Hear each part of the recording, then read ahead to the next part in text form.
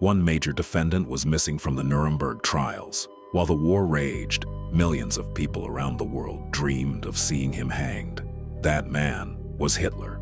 Capturing the man who started World War II was the dream of politicians in their offices and ordinary soldiers in the trenches alike. It seemed like that would be the very first thing accomplished after victory, but the Fuhrer of the Third Reich managed to slip away.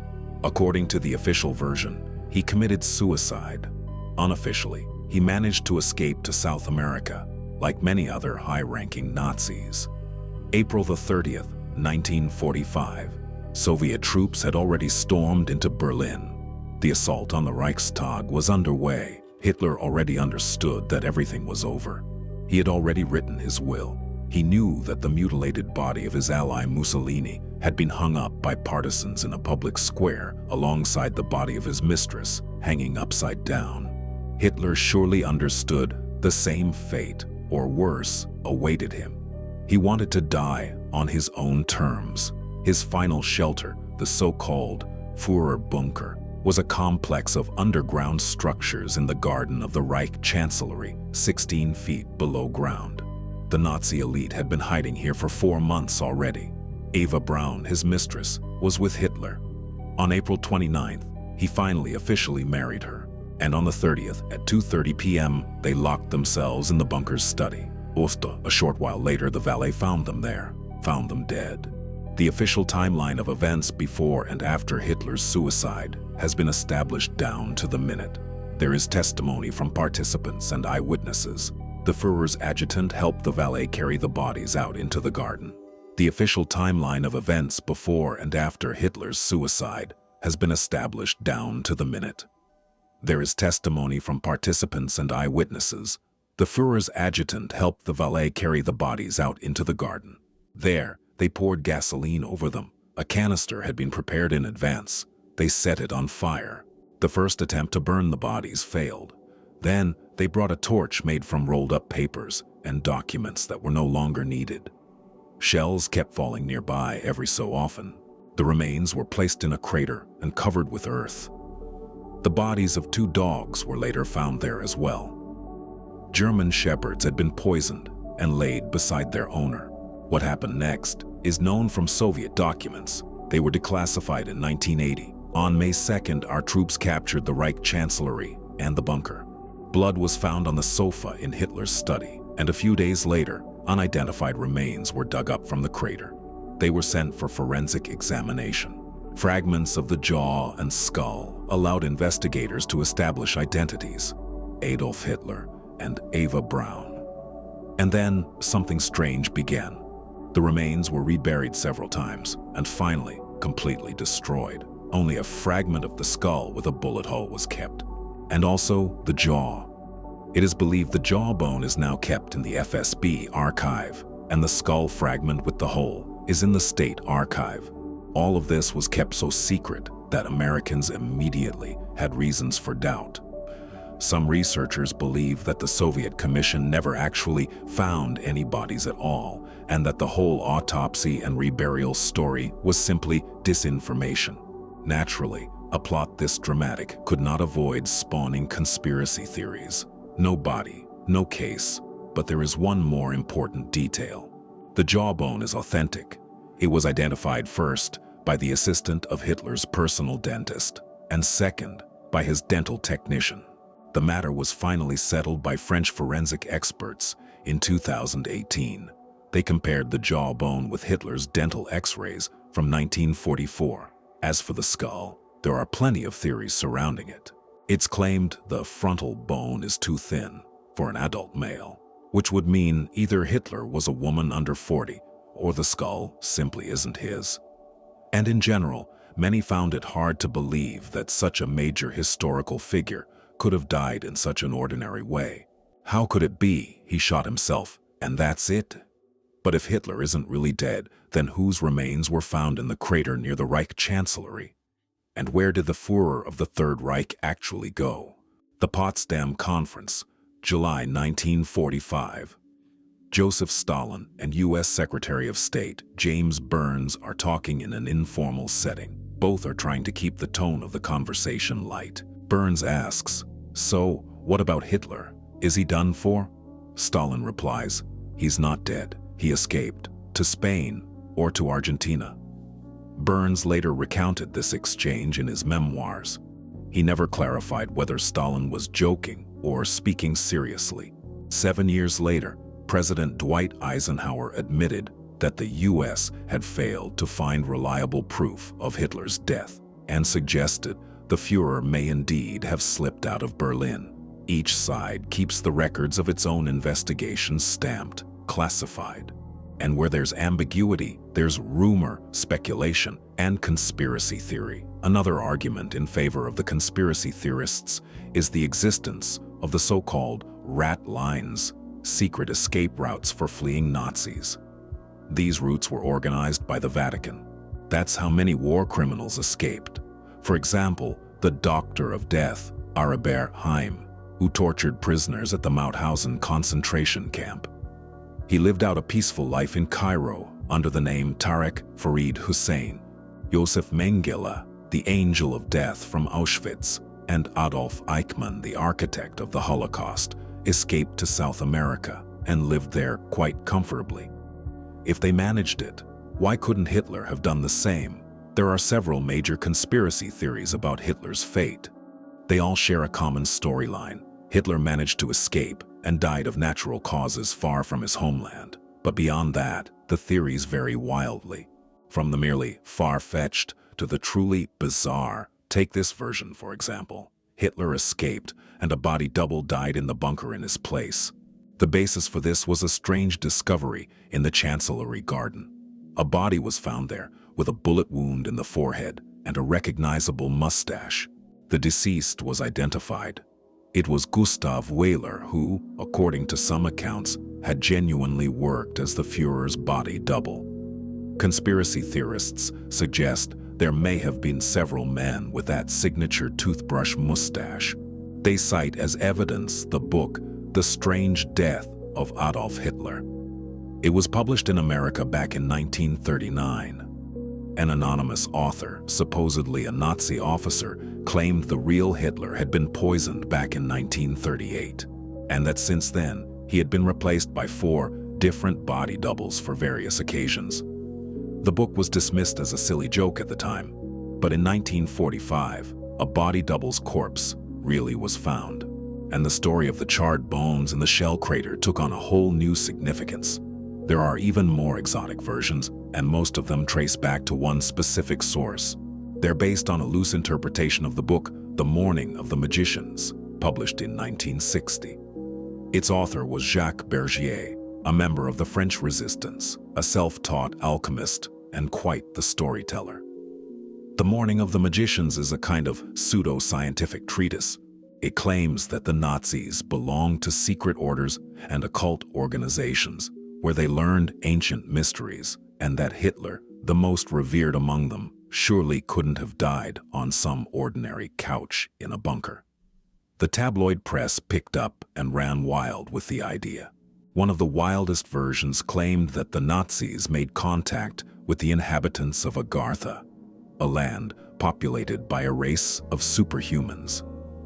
Long ago, these superhumans supposedly retreated beneath the Earth's surface, and only the most worthy of humans could enter their halls, someone like Hitler, apparently. Script. The laziest conspiracy theorists claimed the entrance to Agartha was right there in the bunker, making it easy for Hitler to escape there. More imaginative theorists believed the Nazis had opened a gateway to Agartha in Antarctica, in so-called New Swabia. Nazi Germany did, in fact, have an Antarctic territory named New Swabia, but the real purpose there was far more mundane, claiming the territory and building a whaling station. Whale oil was an important raw material for making margarine and soap at the time, which, of course, is far less exciting than fantasies of an Arctic citadel where Nazis stash occult artifacts and plot a Fourth Reich uprising. According to one version, Hitler was transported to New Swabia aboard a submarine. As evidence, proponents cite a quote attributed to Third Reich Grand Admiral Karl Donitz, that the German submarine fleet was proud to have built the Fuhrer, an impregnable fortress on the other side of the world. The authenticity of this quote, in the best tradition of the conspiracy genre, is essentially zero. According to another version, one of the cornerstones of so-called esoteric Hitlerism, Hitler reached his Arctic base aboard a flying saucer. If that sounds completely insane to you, well, yes, it absolutely is. Esoteric Hitlerism is a kind of New Age belief system founded by French writer Savitri Divi and Chilean diplomat Miguel Serrano. They claimed Adolf Hitler was an incarnation of the god Vishnu, and that in 1945 he suffered only a temporary defeat, but would surely return aboard his fleet of flying saucers to establish an Aryan order on the planet. There's yet another version involving flying saucers. The story of how Hitler supposedly went to a Nazi moon base. According to some accounts, the Nazis really may have had their own flying saucers, experimental disc-shaped aircraft. This was claimed in particular by Giuseppe Belluzzo, a former member of Mussolini's government, along with a few lesser-known German engineers. And as we know from The Morning of the Magicians, the Nazi leadership supposedly possessed secret knowledge. So, according to this theory, Nazi flying saucers could have used the mystical Vril energy to carry Hitler to a moon base built specifically for that purpose. The base can't be seen through a telescope, since it's located on the dark side of the moon. As it turns out, though, the very first mention of a Nazi moon base comes from a work of fiction, an early story by writer Robert Heinlein, and the US space program, built in part by former Nazi engineers, still hasn't managed to colonize the moon to this day. So that theory can safely be crossed off the list of plausible ones. The more time passed since Hitler's presumed death, the more original and bizarre the conspiracy theories became. But one version did deserve closer attention. Hitler, like many other Nazis, could have escaped to Argentina. And like many other Nazis, he could have lived out a long, comfortable life there. Argentina welcomed Germans, and conditions there were made favorable for them. It's no surprise that after the war, a wave of refugees flowed there, including some notorious war criminals. Some of them proved useful to Western countries as specialists, while others simply brought along large sums of money. Argentine President Juan Perón personally took an active role in welcoming these distinguished guests. The Soviet Union had evidence of Hitler's death in hand, and therefore conducted no search for him. The CIA, however, and especially the FBI, investigated the most credible-seeming reports. The documents were declassified relatively recently, much to the delight of conspiracy theorists. One of the earliest known reports is the story of Adolf Hitler. The archival file consists of a single photograph and a brief report from a CIA informant.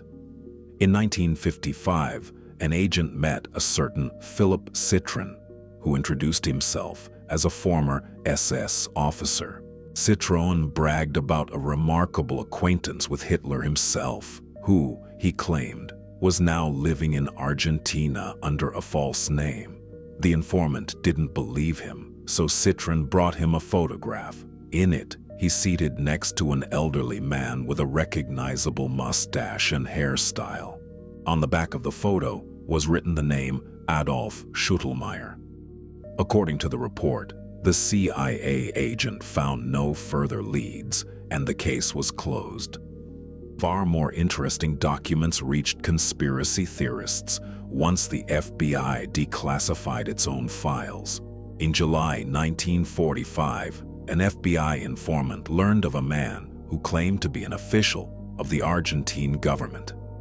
The diplomat claimed to be one of 4 people who had met Hitler and his entourage on the Argentine coast.